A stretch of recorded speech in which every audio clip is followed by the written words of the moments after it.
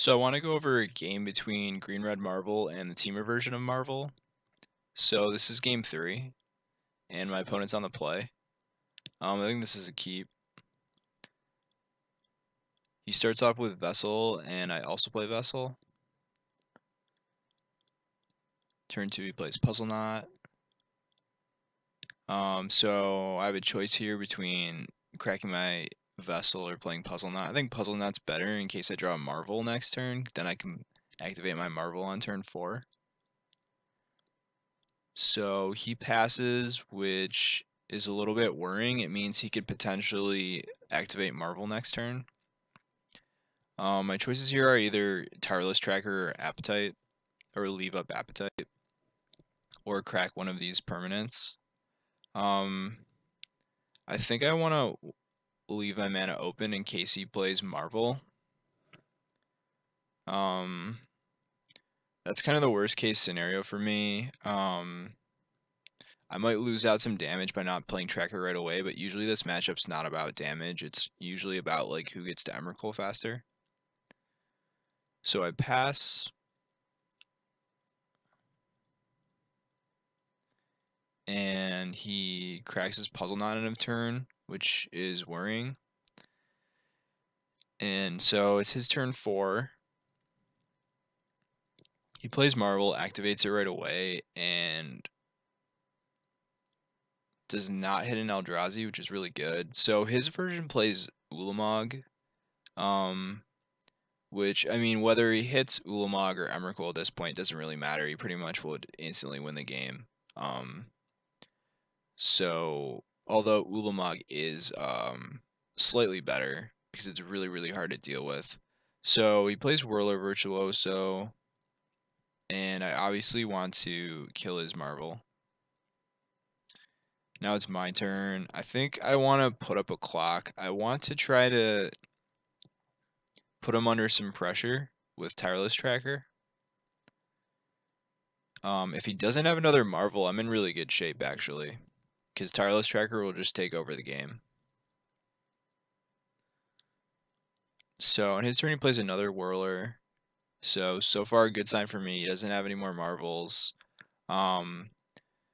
So since this matchup really comes down to a race between who can get to Emrakul faster, I really want to crack this Vessel and get closer to Emrakul, as well as making my Ishkana do more. Another thing I want to do is get 2 trackers in play. Getting 2 trackers in play is really powerful because every land you play gets you 2 clues, but even more so because every time you crack a clue, you get 2 power and 2 toughness on the battlefield, which really gets out of hand quickly. So I can do everything by playing my tracker, playing a land, and then using the mana for Vessel. And I don't really want to attack here because trading tracker for Whirler is not so great. So his turn, he plays a Marvel. So this is really bad for me. I really have to hope he doesn't hit like Ulamog or Emrakul here. So he activates his Marvel and hits a tune with Aether, so I'm safe for the time being. He gets a land. So something I have to be really conscious of in this situation is his energy, right? So then once he gets to 6 energy, I'm in a lot of trouble. So he's at 3. He can crack this Vessel to get to 4. I really don't want to attack for as long as I can to keep him off of 6 energy. So at the end of turn, I'm going to crack my Vessel. My choices here are a land or another Vessel. I think another Vessel is better. Again, I'm trying to get to Emrakul as quickly as possible, and I think the Vessel will get me to Emrakul more quickly. But I did take a forest in the game. So now it's my turn. Since I don't want to attack him at all, I think playing Ishkana is not really helping me. I'd rather dig towards my own Marvel or more card types in the graveyard or a way to kill his Marvel. So I'd rather crack clues here rather than play Ishkana. So I crack a few clues, play a tune, play land, and I do not want to attack. pass the turn. And I need to really hope he doesn't have any energy producers. So he puts Chandra into his hand, places Chandra, +1s, hits World Breaker, so it's no problem for me, and passes. At the end of his turn, I can either clue or use my puzzle knot. I think clue might be a little bit better, but it's definitely close. So I use my clue. Now it's my turn. I really don't need any more clues. I don't need any more trackers. I just want to get to my Emrakul as quickly as possible. So I'm just going to crack some more clues.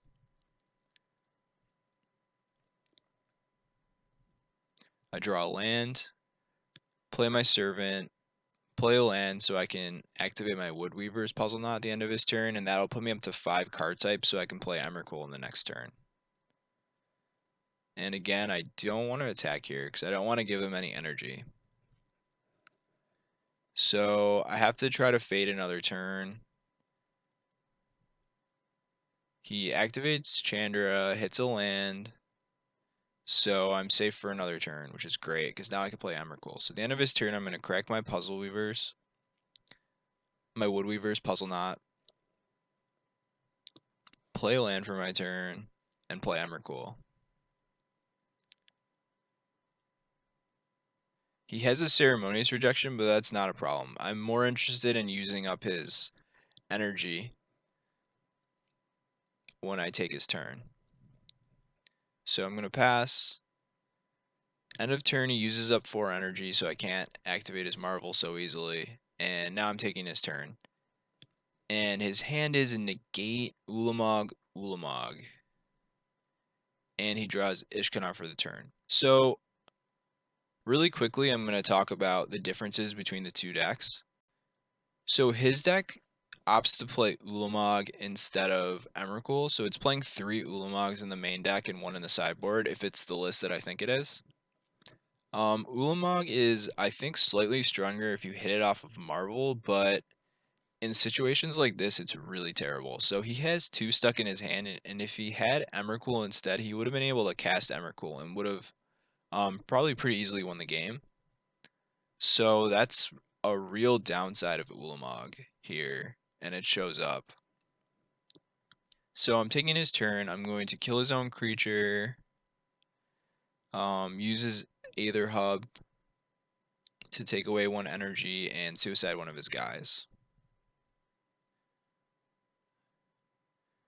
So now it's his turn. He plays a Vessel, plays Ishkana, attacks for 1, and passes. So at this point, I really need to hit another Emrakul,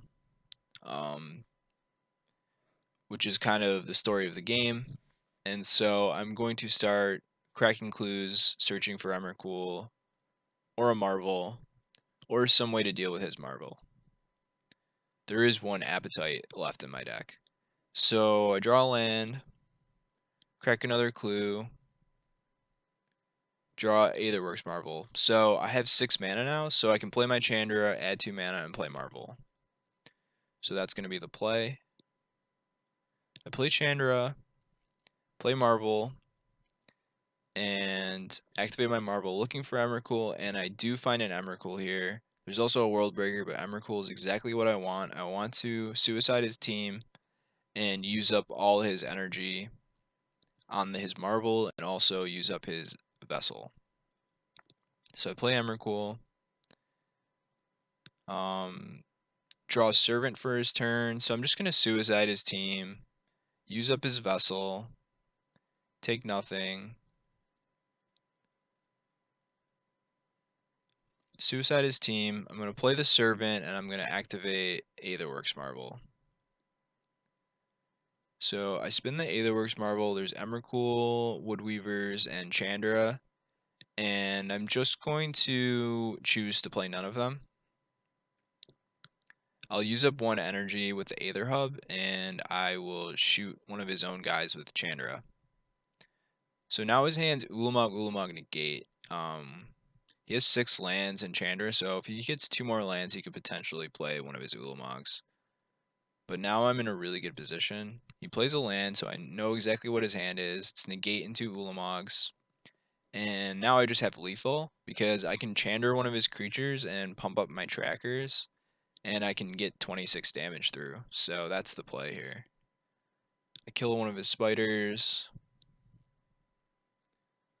pump up my trackers by sacrificing some clues,